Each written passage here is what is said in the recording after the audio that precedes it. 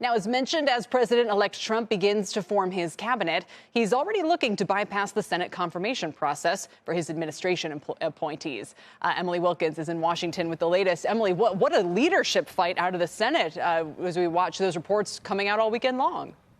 Kelly, it's going to be incredibly interesting. And I think the kind of crux of this is that senators, they traditionally have been pretty insulated from outside pressure. And that includes pressure from the president, if you look back at Trump's first term. But we're about to see that tested with the majority leader race to fill the spot being left by Mitch McConnell. So you've got 3 Republicans. They're vying for that top spot. You've got Senator John Thune. He currently holds the number 2 spot in leadership. And you also have John Cornyn, who previously held that spot. Now, these guys are considered the more conventional picks, a little bit more in line with what McConnell was. But Rick Scott, who is more closely aligned with the Trump wing of the party, he is gaining momentum with MAGA influencers, and that includes Elon Musk, who tweeted his support of Scott out over the weekend. Now, it's not clear how much power these endorsements are actually going to have. The vote's scheduled for Wednesday, and it is a secret ballot. But wannabe Senate leaders, they're jumping on at least one Trump-backed idea, allowing Trump to appoint people to cabinet and other high-level positions without Senate approval first.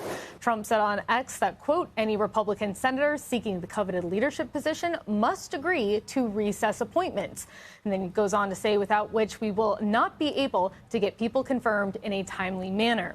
Now, Rick Scott was quick to respond. He said, I 100% agree.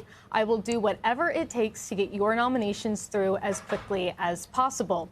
Now, Cornyn and Thune also responded via X, saying that they were open to the idea of these recess appointments. Currently, the Senate has really guarded this power to help appoint top officials.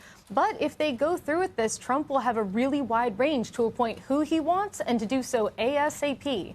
Kelly? But I think, Emily, the larger question is who's going to be leading the Senate during this period of time and to what extent they're going to either be a friend and an ally of Trump's policies or potentially see themselves as a force of pushing back. And you'd think with the mandate that we just have seen Republicans in the Senate get, that they would be sort of helping to pave the way for what he's going to put into action. But this leadership fight already tells you it's not clear who believes that is the mandate that they should help with and who believes that they should not go that route. Is it true that Rick Scott is seen as an ally? The others are said to not be so much.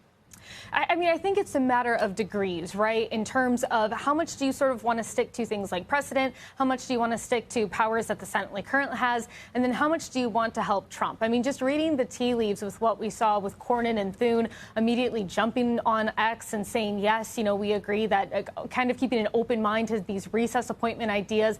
It clearly shows that the power dynamic in the Senate has shifted toward Trump. I just think the question is how much. And if we do see Rick Scott emerge victorious, it's going to mean that senators have gotten the message loud and clear. They truly believe that there's a mandate. They're going to give Trump a lot more leeway. Then again, remember the lay of the land in the Senate here. You still have Susan Collins. You still have Lisa Murkowski. You still have other members who have actively not backed Trump. And the Senate does have this kind of tradition of being a little more independent from the political ebbs and flows that really impact, say, the House and the presidency. So I think it's really going to remain to be seen. Lawmakers, of course, get back tomorrow. And I'm incredibly curious when it comes to the Senate exactly how much senators feel like they have to obey the mandate of Trump and how much they're going to kind of pull back and say, look, we got elected too. We have our own constituents and we have our own thoughts about how things need to be run. Interesting. It's again, the private. And is it true also, Emily, real quickly, that the votes for leadership are anonymous? So there's no accountability as to which senators voted for whom? They are anonymous, and that's one of the reasons you've seen a couple endorsements come out, a few for Rick Scott, a few for Thune. You've seen one for Cornyn. But for the most part, senators are kind of keeping their lips sealed. They haven't really said who they're going to be voting for. And I think a lot of them are going to be taking advantage of this secret ballot to vote for who they think is best outside of any outside pressure. All right. Emily Wilkins, thanks in Washington, D.C. for us today.